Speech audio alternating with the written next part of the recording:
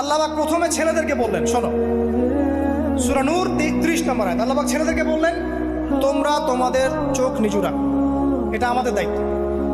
প্রত্যেকটা ছেলের দায়িত্ব বেগানা মেয়েকে দেখলে চোখটা কি করবে? নিচু করবে। তাহলে আপনি সিডিউসড হবেন, এক কথা। 2 নাম্বার, আল্লাহ পাক আমাদেরকে বললেন, তোমরা তোমাদের লজ্জাস্থানকে হেফাজত করো। কাদেরকে? আমাদেরকে, মানে ছেলেদেরকে। প্রথমে আল্লাহ পাক ছেলেদেরকে বললেন, চোখ নিচু করে রাখো, লজ্জাস্থানে হেফাজত করো। ঠিক আছে? সূরা বানী ইসরাঈল আল্লাহ পাক বললেন, জিনার ধারের কাছেও যেও না, ধারের কাছেও যেও। আল্লাহ পাক আরো বললেন, যদি কেউ জিনা করে ফেলে, সূরা নূরে, তাহলে তাকে 100টা বেত্রাঘাত করতে হবে। কয়টা? 100টা, এবং 1 বছরের জন্য তাকে বহিষ্কার করতে হবে। আল্লাহ পাক শাস্তিও দিলেন, শুধু তাত্ত্বিক বিধান দেন নাই, শাস্তিও দিয়েছেন। কারণ শুধু তাত্ত্বিক বিধান দিয়ে হবে? আমি যদি ওয়াজ করে বেড়াই, ভাই মদ খায় না, মদ খায় না, কোনো শাস্তি না অ্যাপ্লাই করি, তাহলে কি মদ ছাড়বে মানুষ? আমরা যদি বলি হত্যা করা মহাপাপ, মহাপাপ, দুর্নীতি করা মহাপাপ, মানুষ দুর্নীতি ছাড়বে? ছাড়বে না, যতক্ষণ না শাস্তি নিশ্চিত করা যাচ্ছে। আল্লাহ পাক তাত্ত্বিক কথা শুধু বললেন না, শাস্তিও নিশ্চিত করলেন।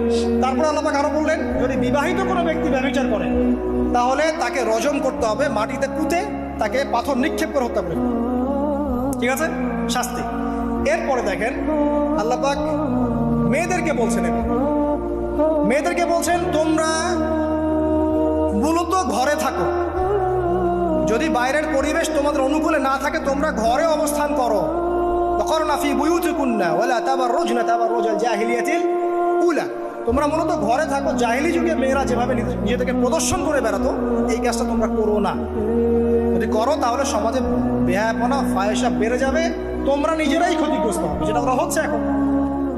আচ্ছা, এরপর আল্লাহ পাক আরো বললেন, হে নবী, আপনি আপনার স্ত্রী এবং মুমিন নারীদেরকে বলেন, তারা যদি বাহিরে যায় যেন জিলবাব দিয়ে তাদের পুরো বক্ষ দেশটাকে ঢেকে নেয়।